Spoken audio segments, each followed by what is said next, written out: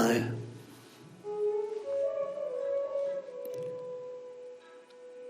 विचार का जो पिता है वो बुद्धि है।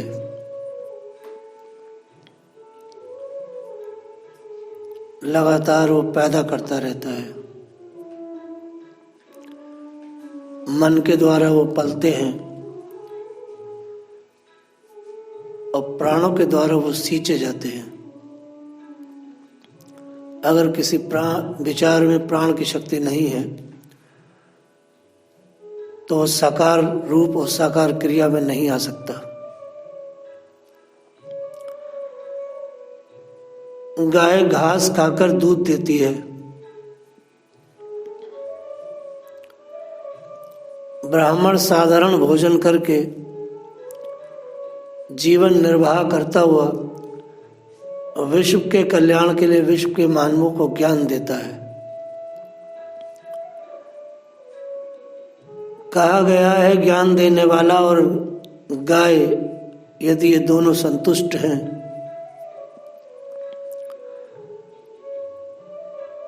तो प्रजा को शक्ति और ज्ञान दोनों मिलते हैं और प्रजा सुखी होती है, संसार सुखी होता है। आज के परिप्रेक्ष्य में यदि जो राज्य करता है, जो राज्य को चलाते हैं, संचालन करते हैं, कार्यपालिका, न्यायपालिका और विधायिका माने के विधानसभा या लोकसभा, ये तीन हमारे देश के अंग हैं। यदि ऐसा ये सोचने लगे तो प्रजा बहुत सुखी हो जाएगी।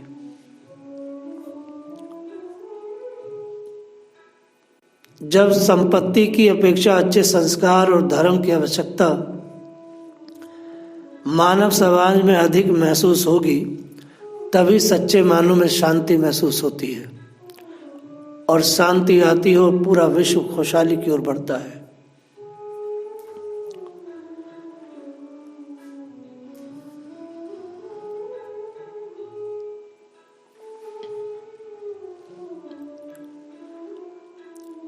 भगवान शिव ने प्रेषिताओं से कहा जो अपने स्वरूप को नहीं जानता है, जिसे अपने स्वरूप का ज्ञान नहीं है, वो ईश्वर को कैसे पहचानेगा। इसलिए मैंने तुम्हें ये ईश्वर को पहचानने का, उसको अपनाने का और उनको अनुभव करने का ये मैंने सिद्धांत दिया। जो स्वयं के रूप को पहचान सकता है वही ईश्वर को भी पहचान सकता है। ये बिल्कुल सच्ची बात है।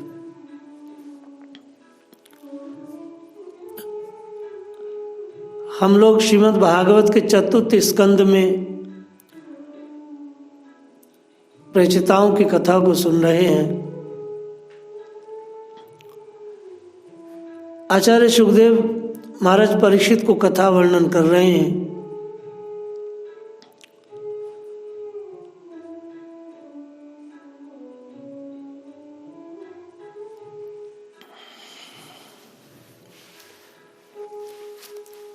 प्रेषिताओं ने नारायण सरोवर के किनारे भगवान शिव के द्वारा वो सब सीखा है।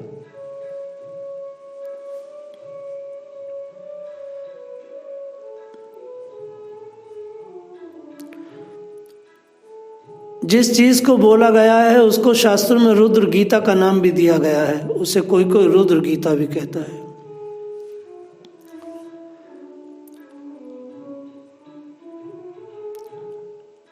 श्री नारद जी वही राजा के पास आए, प्राचीन वही राजा।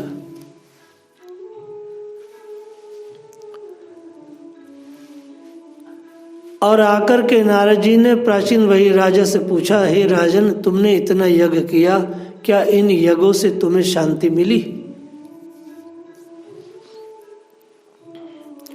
राजा ने कहा, महाराज यज्ञ तो बहुत किए लेकिन शांति नहीं मिली। श्री नारद जी ने पूछा, जब किसी कार्य में तुम्हें शांति ही नहीं मिली तो यज्ञ क्यों करते हो? यज्ञों से सब कुछ मिल सकता है लेकिन परम तत्व की उपासना नहीं हो सकती। राजा ने सटीक उत्तर दिया, मुझे प्रभु ने बहुत दिया है, अतः मैं यज्ञ करता हूं। यज्ञों के द्वारा मैं ब्राह्मणों की सेवा कर रहा हूं, यज्ञ के द्वारा संपत्ति का समाज सेवा में सदुपयोग कर रहा हूं। यज्ञ से भी तो वैसी शांति नहीं मिल पाती, ये बात पक्की है, लेकिन मैं कर रहा हूं। उन्होंने समाज की कई सारी चीजें प्रस्तुत की और बात पक्की थी। प्राचीन वही राजा को समझा रहे हैं, नारद जी, जन्म मृत्यु के चक्र से जीव मुक्त हो पाए तभी पूर्ण शांति मिलती है। जन्म यज्ञ से तेरा कल्याण नहीं होगा राजा। कल्याण के लिए चित्त शुद्धि आवश्यक है। चित्त शुद्धि होने के पश्चात एकांत में बैठकर ध्यान करने की आवश्यकता होती। बार बार ध्यान की बात आती है श्री भागवत में। केवल यज्ञ करने से ईश्वर का साक्षात्कार नहीं हो सकता। तू स्वर्ग में तो जाएगा, किंतु तेरे पुण्य क्षय होंगे, तू वापस आ जाएगा। इसलिए राजा, शांति से बैठकर तू आत्म स्वरूप का चिंतन कर। पूरे भागवत में बस यही है, आत्म स्वरूप का चिंतन। तुझे अपने ही आत्म स्वरूप का ज्ञान नहीं, अब यज्ञ करने की आवश्यकता नहीं है। राजा, बहुत यज्ञ कर लिए। शांति पूर्वक ईश्वर की तू आराधना करेगा तो तेरा कल्याण होगा। राजा ने कहा, आप बड़ा अच्छा उपदेश दे रहे हैं। नारद जी कहते हैं, तुझे अपने स्वरूप का ज्ञान नहीं है। जो स्वयं के स्वरूप को नहीं पहचान सकता है वो ईश्वर को कैसे पहचाने। बार बार मैं ये बात कह रहा हूं।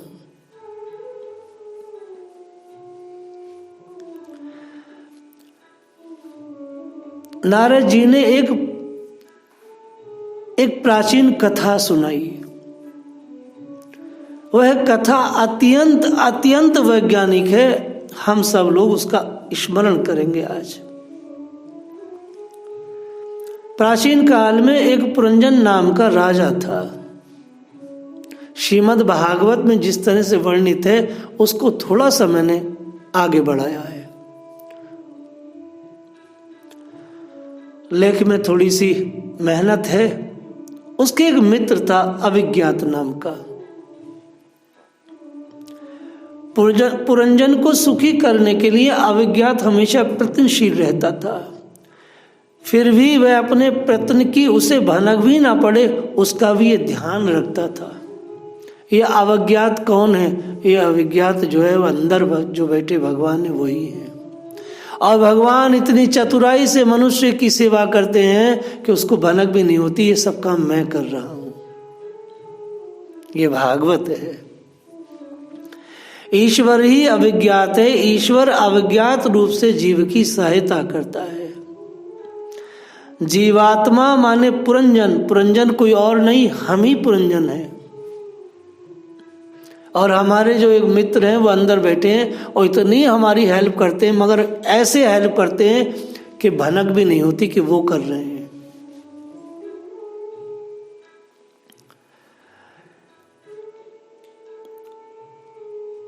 ईश्वर अविज्ञात दृष्टि करता है। पुरंजन भी यह नहीं सोचता कि वह किसी की सहायता के कारण सुखी है। हम सब सुखी हैं तो उस अविज्ञात मित्र के कारण ही जो अंदर परमात्मा स्वरूप में बैठे हैं और लगातार निरंतर हमारी हेल्प करते हैं। परमात्मा की लीला अविज्ञात है, वहां बुद्धि कुछ काम नहीं दे सकती। भगवान कहते हैं कि अनशन करने का काम तेरा है और पाचन करने का काम मेरा है। पचामी अन्नम चतुर्विधम।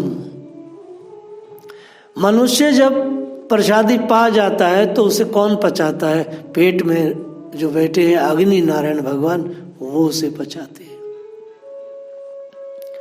जीव भोजन करता है, परमात्मा पाचन करते हैं। पेट में ठाकुर जी अग्नि के रूप में बसे हुए हैं। भोजन कर लेने के बाद भगवान कहते हैं, भैया अब तेरा काम है सोने का और मेरा काम है जागने का। क्योंकि अग्नि कभी भी शांत नहीं रहती, लगातार शरीर में काम करती है। उसका कारण यदि अग्नि शांत हो जाएगी तो मनुष्य मर जाएगा।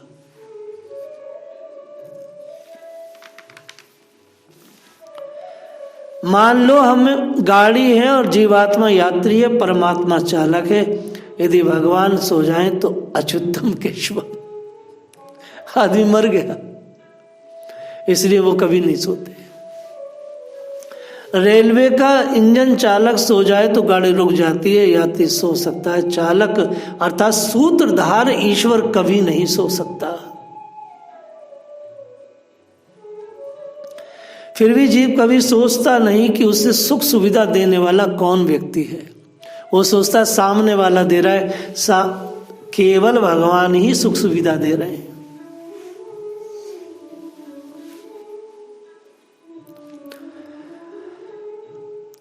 नारद जी कथा सुना रहे हैं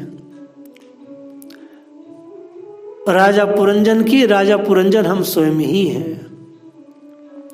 सत्कर्म का संकल्प करने वाले को तो भगवान भी बल देते हैं। प्रभु का भजन प्रातः काल में किया जाता है। सूर्य उदय के पश्चात तो औरों के रजोगुण भजन में तमोगुण प्रभावित करते हैं। इसलिए रात्रि का भजन जब तुम किसी से एक शब्द भी ना बोलो तब। जीव चाहे सो जाए, भगवान कभी नहीं सोते। पुरंजन जीवात्मा है, सोचता है मैं जिसके कारण सुखी हूं। सदा सर्वदा उपकार करने वाले ईश्वर को भूलकर घूमता फिरता है। नारद जी कहते हुए 9 द्वारों वाली एक नगरी में प्रविष्ट हुआ। कौन? राजा पुरंजन। यह नगरी मानव शरीर है। वहां पहुंचने पर एक सुंदरी से मिलन हुआ। पुरंजन ने उसका परिचय पूछा। स्त्री ने कहा मैं यह तो नहीं जानती मैं कौन हूं, किंतु तुम्हें सुखी अवश्य कर सकती हूं। पशु जाति भेद मानते हैं। भैंस को देखने से बैल विकारी नहीं होता। लोग गीता जी पढ़ते हैं किंतु उसे व्यवहारिक रूप नहीं देते। भगवान ने कहा है कि ये जातियां वर्णाश्रम मैंने बनाए। फिर आजकल के सुधरे हुए लोग कहते हैं कि हम वर्णाश्रम व्यवस्था नहीं मानते। जिसके जीवन में संयम नहीं, सदाचार नहीं, धर्म निष्ठा नहीं, प्रभु प्रेम नहीं, वह सुधरा हुआ है कि बिगड़ा हुआ? वह तो बिगड़ा हुआ ही है। राजा ने कुल गोत्र का विचार किए बिना उस स्त्री से विवाह कर लिया। उस सुंदरी में इतना आसक्त हुआ है कि उसके घर 1100 पुत्रों का जन्म हुआ। उस स्त्री का नाम पुरंजनी है। वह पुत्र आपस में झगड़ते थे। ये पुरंजनी कौन है? ये पुरंजनी ही बुद्धि है। 11 इंद्रियों के सुख उपभोग की इच्छा ही 1100 संतानें हैं। श्रीमद् भागवत अत्यंत वैज्ञानिक ग्रंथ है।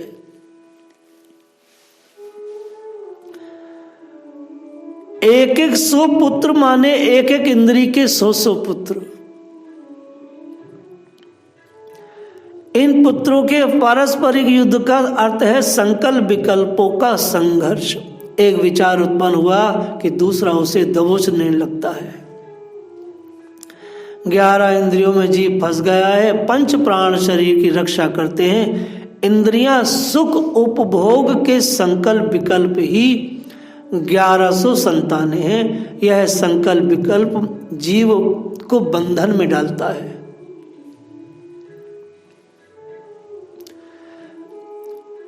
जो बुद्धिगत संकल्प विकल्प होता है ना, वो बहुत कष्ट देता है, जीवात्मा को बहुत रुलाता है। कालदेव मृत्यु की पुत्री थी। जरा के साथ विवाह करने की इच्छा कोई व्यक्ति नहीं करता। जो इतना भोग करेगा तो जरा उसे ब्याहेगी। जरा माने बुढ़ापा, मृत्यु की ओर, अर्थात रोगाग्रस्त शरीर। ये कालदेव की लड़की है। पुरंजन की अनिच्छा होते हुए भी जरा ने पुरंजन से विवाह कर लिया। अर्थात जो इतना लालन पालन करेगा इंद्रियों से तो जरा तो उसे ब्याहेगी। जो भोग उपभोग का सुख लूटता है उसे जरा से अर्थात वृद्धावस्था से विवाह करना ही पड़ता है। योगी कभी वृद्धावस्था नहीं पाता। फिर एक रोज मृत्यु का सेवक प्रजर आया और प्रजर ने अंतकाल का ज्वर, प्रजर कौन है? अंतकाल का ज्वर, उसके बाद आदमी मरता ही है।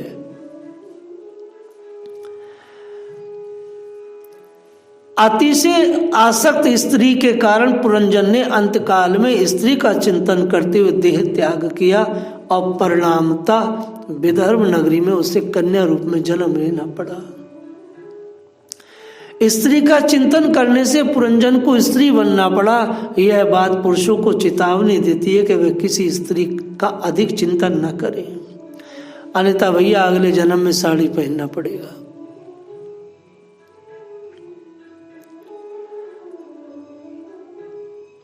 जिनका विचार मात्र कपकपी कराने वाला है।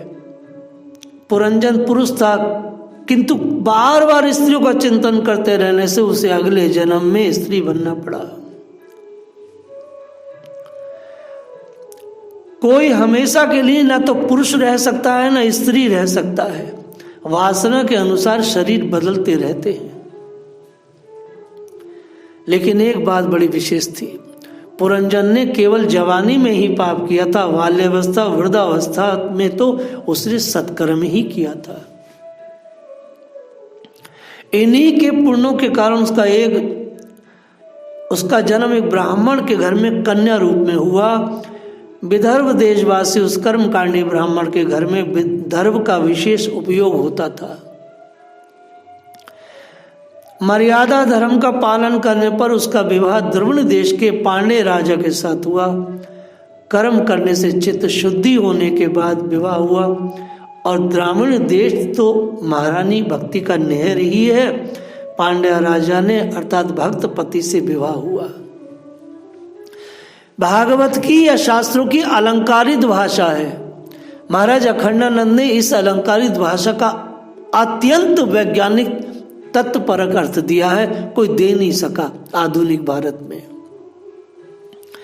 कर्म करने से चित्त शुद्ध होती है, भक्ति की जा सकती, लेकिन लोग मानते हैं भक्ति करना सरल है, लेकिन भक्ति करना अत्यंत कठिन है, सरल नहीं है। ये बहुत ही अतिशय कठिन मार्ग है। मर्यादा धर्म का पालन किए बिना भक्ति का उदय नहीं हो पाता। चित्त की शुद्धि के बिना भक्ति का उदय नहीं होता, भक्ति टिकती ही नहीं। चित्त की शुद्धि अत्यंत जरूरी है। लेकिन परमात्मा के अनुभव के लिए ज्ञान जरूरी है। भगवान का अनुभव वही कर सकता है जिसका चित्त भी शुद्ध हो और ज्ञान भी हो। अगर ज्ञान नहीं है, चित्त भी शुद्ध है, तो काम नहीं बनेगा।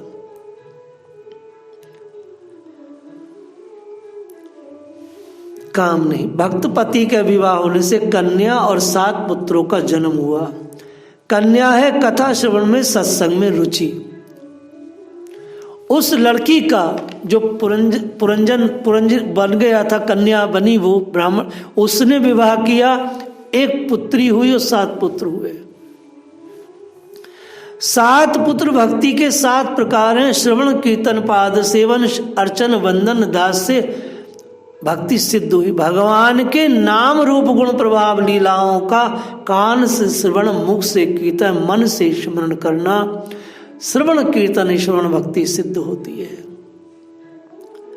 लेकिन एक चीज है, आत्मनिवेदन और सख्य, ये 2 चीजें भगवान ही देते हैं। आप 7 भक्ति सिद्ध कर लोगे, लेकिन सख्य और जो आत्मनिवेदन है, ये भगवान के अलावा कोई न दे पाएगा। ये साधन से भी नहीं मिलेंगी। ये तो भैया जिस पर कृष्ण कृपा हो उससे ही मिल सकता। सख्य और अरे भाई कोई आदमी किसी से दोस्ती करे तो उसको मंजूर होगा तभी तो दोस्ती होगी, एक तरफा प्रेम तो होता नहीं। तो सख्य और आत्मनिवेदन ये भगवान देते हैं।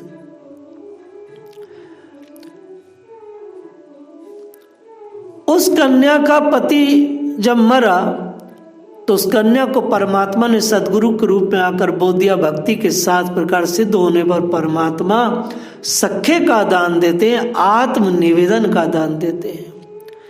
अर्थात जिस मित्र को, जिस अविज्ञात को वह जीव माया के कारण भूल गया था, वही सदगुरु के रूप में, अविज्ञात के रूप में आकर के उस लड़की को, माने जो विधवा हो गई थी, जिसने 7 पुत्र एक लड़की जन्मी थी, कान में आकर उसे ब्रह्म ज्ञान दिया।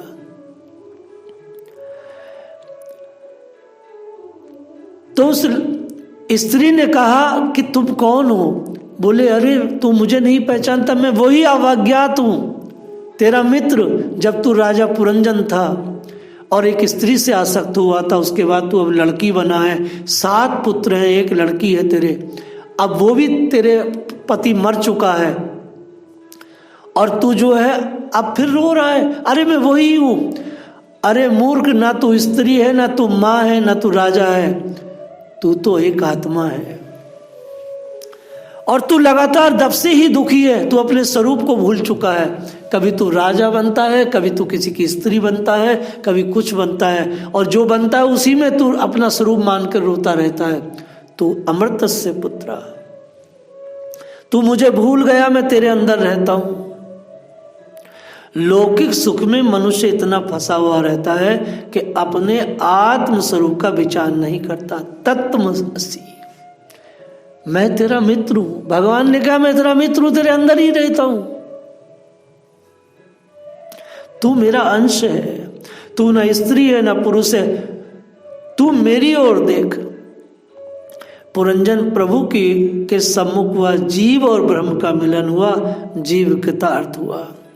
तू पुरंजन राजा है, तू कई बार स्त्री बना है, कई बार पुरुष बना है, तुझे तृप्ति नहीं होती है भोग से। अब भी जगत में कब तक भटकता रहेगा? परमात्मा का आश्रय लेकर उनका चिंतन करते हो, उसके स्वरूप में लीन होगा, तभी तो कृतार्थ होगा। भक्तमाल में अमरदास जी की कथा आती है। एक बार अमरदास जी ने अपनी माता से पूछा, माता मैं तेरे विवाह के समय कहाँ था? तो माता ने कहा बेटा मेरे विवाह के पश्चात तेरा जन्म हुआ है। तो पुत्र ने कहा माता तू गलत कहती है, उस समय भी मैं कहीं तो था ही ना, मेरा मूल निवास कहाँ है? हमारी ये बुद्धि जानती है हमारा मूल निवास स्थान कहाँ है, अतः जीव जगत में भटकता रहता है। और अमरदास जी वहां से भाग गए, अपने मूल स्थान को लौट गए, अर्थात तत्व की तरफ लौट गए। नारद जी ने प्राचीन वही राजा को पुरंजन का आख्यान कह सुनाया। विश्व में जीव ऐसा फंसा है कि सोचता ही नहीं है कि वह कौन है। परमात्मा को कैसे पहचानेगा जब वो खुद ही अपने आप को नहीं जानता है। जय श्री राधे।